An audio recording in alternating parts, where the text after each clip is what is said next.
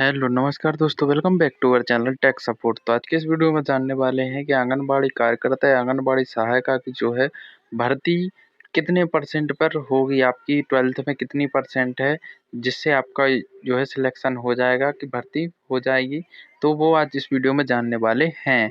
यदि आपकी 12वीं में ज़्यादा परसेंट है, जैसे 80-90% है, तो आपका सिलेक्शन होगा या नहीं, या आपकी 50 से 60% है तो आपका सिलेक्शन होगा या नहीं। ये सारी डिटेल इस वीडियो में बताने वाले हैं। तो चलिए दोस्तों, वीडियो शुरू करते हैं और आपको बताते हैं कि आपका जो है किस प्रकार किस परसेंटेज बेस पर आपका जो है सिलेक्शन होने वाला है। तो यहाँ पर आंगनबाड़ी कार्यकर्ता का सबसे पहले जान लेते हैं। तो यहाँ पर आप देख सकते हैं, यदि आप अनुसूचित जाति या अनुसूचित जनजाति से बिलोंग करते हैं तो आपको जो इसका 5 अंक मिलने वाला है। यदि आप गरीबी रेखा के नीचे 5 से आपका जो है गरीबी रेखा का प्रमाण है तो जो है आपको 5 अंक उसके मिलेंगे। यदि आप विधवा, परिपक्व, तलाकशुदा, 30 वर्ष से अधिक आयु की अविवाहित महिला अभ्यर्थी हैं तो आपको जो है 5 अंक उसके मिलने वाले हैं। और आंगनबाड़ी केंद्रों पर जो है आपका जो है मिनी आशा कार्यकर्ता हो या मिनी कार्यकर्ता हो या सहायिका हो, तो उस या आपको 5 वर्ष का अनुभव है किसी भी कार्यकर्ता के रूप में, तो उस स्थिति में आपको जो है 10 अंक मिलने वाले हैं। उसके बाद आपकी हायर सेकेंडरी में, यदि आपकी हायर सेकेंडरी में 40% तक, जैसे मान के चलिए आपके 80% है तो आपके 40% तक के आपको जो है 25 नंबर मिलने वाले हैं।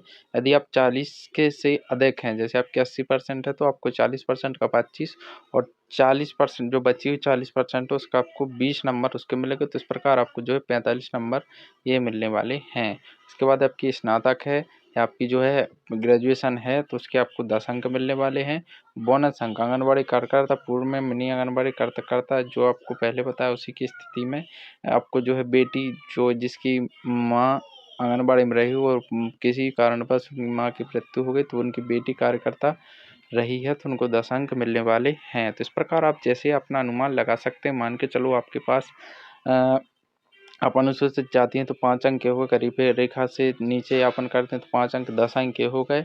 और आपके पास 12वीं में 60% है, मान लो 60% है तो 40 के 25 नंबर है और 20 के 10 नंबर है तो आपके जो हो गए 55 नंबर, सॉरी 35 नंबर ये हो गए और 10 नंबर ये आपके तो हो गए 45 नंबर। और आपकी ग्रेजुएशन भी है तो 10 नंबर ये मिलेंगे आपको, तो आपके टोटल हो गए 55 नंबर। तो इस प्रकार आपको 55 नंबर यदि आपके बन रहे हैं तो आपका सिलेक्शन आसानी से हो सकता है। यदि आपके 80% और आप इसमें से भी बिलोंग करते हैं तो आपका 100% सिलेक्शन हो जाएगा।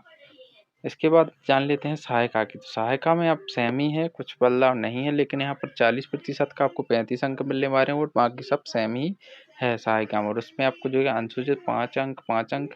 इसी प्रकार आपको स्नातक, यदि आपके स्नातक है तो आपका जो है 70 से 80% चांस है, यदि आपके गाँव में स्नातक में हैं और उनकी परसेंटेज बेस पर आप कंपटीशन कर सकते हैं कि आपका जो है आपकी परसेंट कम है और उनकी ज़्यादा है और वो अनुसूचित जनजाति से बिलोंग करती है और आप नहीं करते हैं। तो इस प्रकार आप जो है आसानी से अपना कॉम्प्रोमाइज कर सकते हैं और आप निकाल सकते हैं कितने परसेंट पे। इसमें कोई भी वो नहीं आया कि इतने परसेंट है आपकी तो आपका सिलेक्शन हो जाएगा। यदि आप 80% है और आप अनुसूचित जनजाति या गरीबी रेखा से नीचे नहीं है तो हो सकता है आपका सिलेक्शन ना हो। और किसी की 70% है और वो अनुसूचित जनजाति से और गरीबी रेखा से ही बिलोंग करता है तो उसका सिलेक्शन हो सकता है।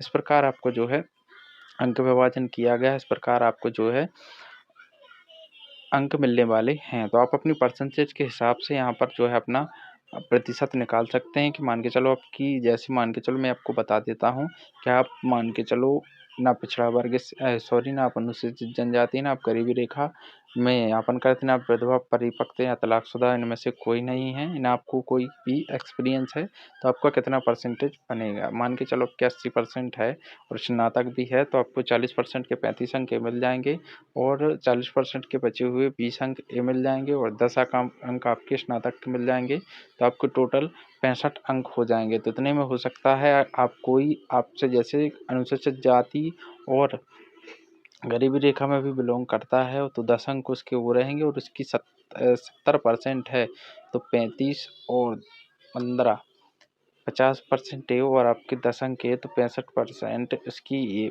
60% होगी और आपकी 65 होगी तो आपका सिलेक्शन होगा।